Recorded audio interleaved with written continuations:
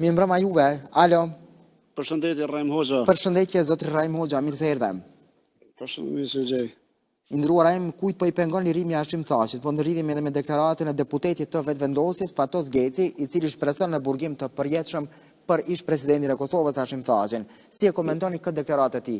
Unë mendoj që artikullin e keni gabim, ju dësh me thanë a pajtoheni ose a shihni të drejtë një deklarim të një deputeti ndaj presidentit Thaçi. Është pyetja e cila është përgjigjur nga Departamenti I Informacionit nga redaksia. Sido që tjetë tha dhe njëri para folës se tha që këta kanë hasmëri familjarë mes vete, tha që qysh e ka përgatit atë kurth dhe ka ra vetë, po fatkeqësisht e ka qu titullin e presidentit në bankën e të akuzumve. Kjo është tragedia që I ndodh kombit shqiptar, se sa I përket deklarimit e deputetit, ai agja I tij na e thet botërisht që janë dëshmitar në Hagë edhe ai thot deklarisht thot që nuk I ka vrarë reja gjithë ata ku ka qenë laj prezent që janë vra, po janë vra prej kohës që kur ka qenë president Thaçi gjatë luftën, pas luftës dhe që gjitha thjesht me fjalë. Çfarë mendoni për këtë shprehje tashmë të cilën e ka thënë Fatos Geci? Po Faton Geci e ka përdorur se aty në parlament nuk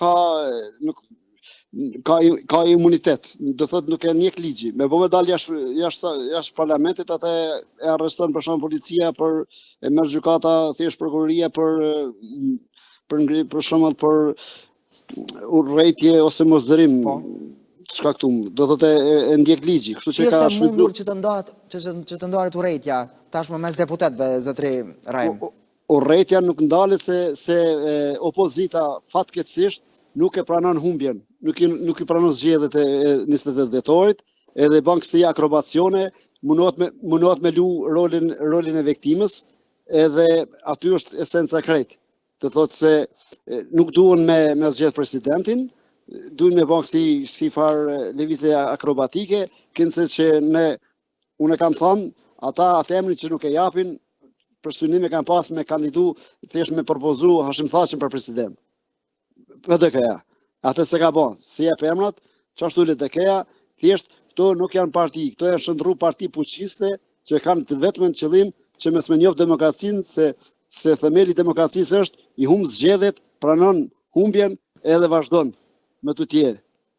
E kuptoj procesin zoti Rajm. Falënderoj shumë edhe një herë. Atëherë I përshëndes shqiptarët, anë kanë botës shqiptar nuk janë përçar, janë përçar ata që kanë vrarë, kanë bërë 1 milion zeza për të tjerët, edhe kështu që I përshëndes gjithë shqiptarët anë kanë botës, e përshëndes edhe Sali Gerakun. Edhe ne po ashtu e përshëndesim ata dhe të gjithë juve. Shqipëria po bëhet. Shumë faleminderit zotri Rajm Hoxha. Përshëndesim shumë nga studio ty dhe të gjithë shqiptarët, të cilët jeni pjesëmarrës në këtë emision, në këtë transmetim të drejtë për drejtë në DTV Media. Jemi kudo në shtëpitë juaja, në të gjitha platformat televizive shqiptare. Mi mbrëma. Alo.